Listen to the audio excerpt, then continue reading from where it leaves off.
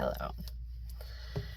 Um, for those of you that don't know, 9.5 years ago, our daughter was diagnosed with something called Angelman syndrome. It's a rare neurogenetic disorder caused by deleted material on her 15th chromosome. So that diagnosis came after about 6 months of wait. We were waiting on a wait list. In the meantime, our daughter was receiving in-home therapy through early intervention services, and then she was diagnosed. And I will tell you that we received the call on a Monday, and I think for the first 2 days I was numb, and the next 3 days I cried, and I grieved the loss of what I had planned for my daughter. And looking back now, I realize that was kind of silly, because none of us really know what our kids are going to do and who they're going to be. But it's honest with what was going on, and that is what happened.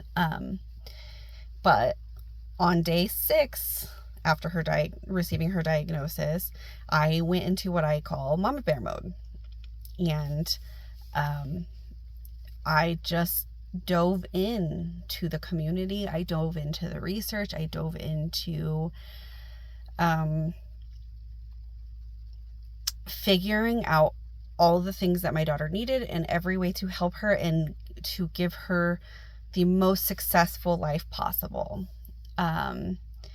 And behind the scenes, that looks like therapy, weekly therapies for occupational therapy, physical therapy, speech therapy. That looks like attending IEP meetings with her school team, talking to all of the therapists that are here at school. That looks like doctor's appointments and advocating for various things.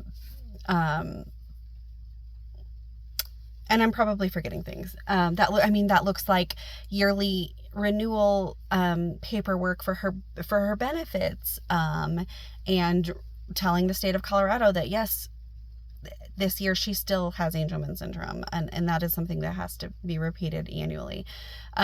So there's tons of advocacy things that happen sort of behind the scenes that I don't talk about a lot. And then forward facing, like, I dove into fundraising. It was, at the time, it was something that I had a little bit of experience in, and it was a tangible way, like an active way where I could feel like I was doing more. And I am immensely proud of all the fundraising that I have done over the years. It started with smaller things, turned into an event that I sort of imagined up with my cousin who makes cornhole boards. I reached out and said, I want to do this tournament and just get sponsors and all the thing. Can you bring the cornhole boards, run the tournament, and I'll do the rest? And he said yes.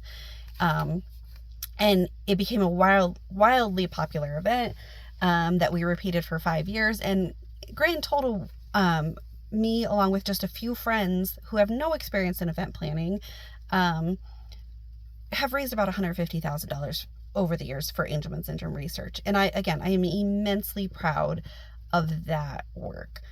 That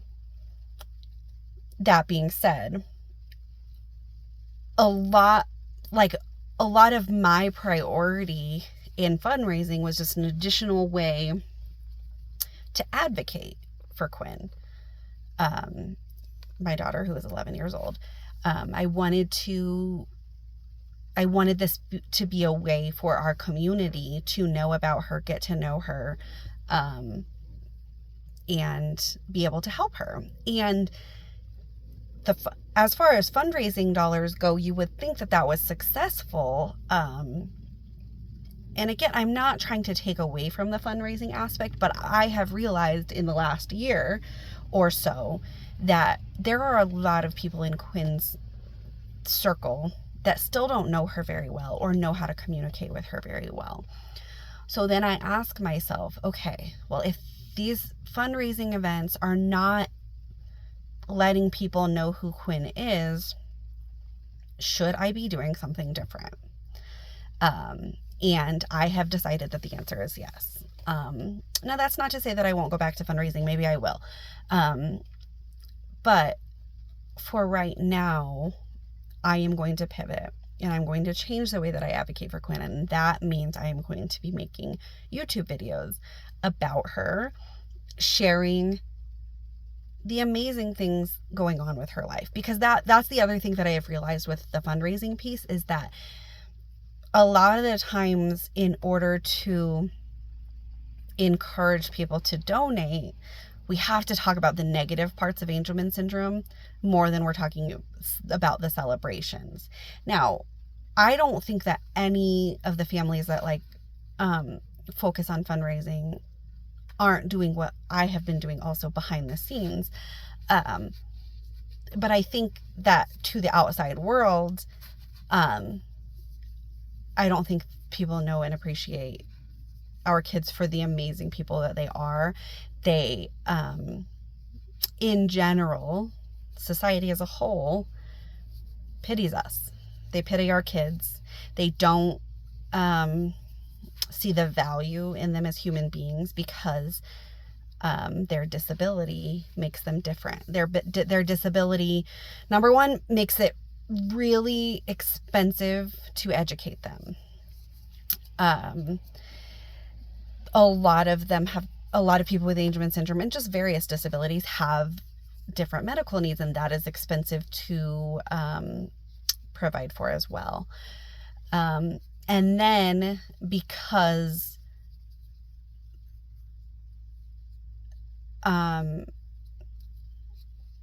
they're, how do I want to say this? They may be limited in what they are capable of doing on a day-to-day life. Again, society as a whole discounts their value as a human because, for whatever reason, our society, this capitalistic society that we're a part of, doesn't acknowledge the value of people unless they are providing capitalistic value back to society. So if a person is not able to work and pay taxes, for example, they become, I don't know if a liability is the right word, but they become a problem for our government. And then the government convinces society as a whole that they are a problem. They cost a lot. And I'm not denying the fact that it is very expensive for education and for healthcare for my kiddo. I have 2 kids, and I know the difference. I see it in black and white. But that's how she was born. She didn't ask to be born. No child asks to be born. It is our responsibility as parents and as a community to help every child that's born have the best life possible. So, I don't need to be placated or anything, but I do have a little bit of regrets about the way that I have gone about advocating. And that's just mostly because I feel like Quinn is possibly behind in some socialization. Now, a lot of that got taken away from us in COVID. COVID changed things for everybody. Everybody has different stories about the ways that we are affected. But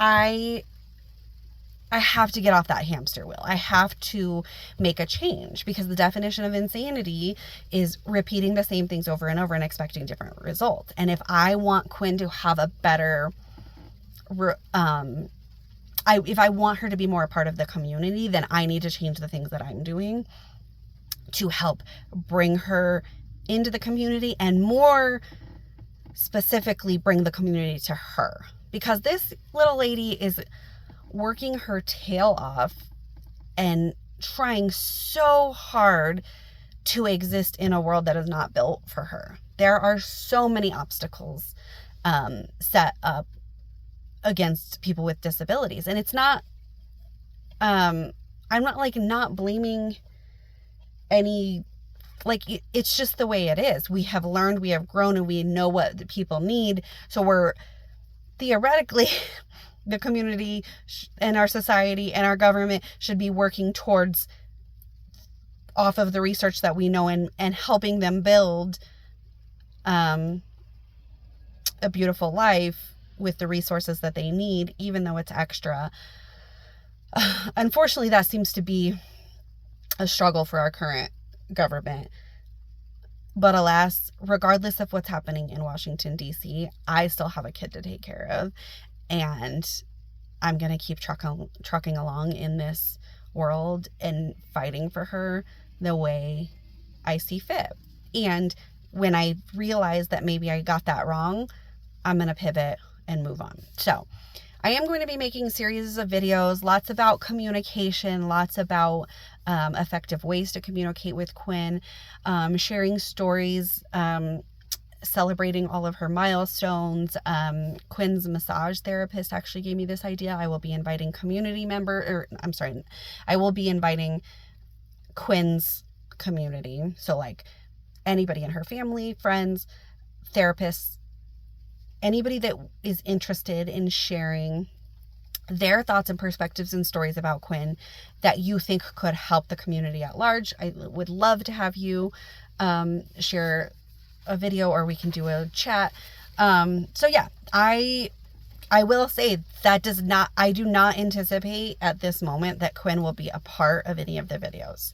And I have struggled with that piece a little bit, not about whether or not I will have her on, because the things that we have learned, again, as we have grown and evolved and realized that these family vloggers are like, the kids do not get a say. And so Quinn is too young to be on her own YouTube channel. And so at this moment, I don't plan on her being actually on the videos.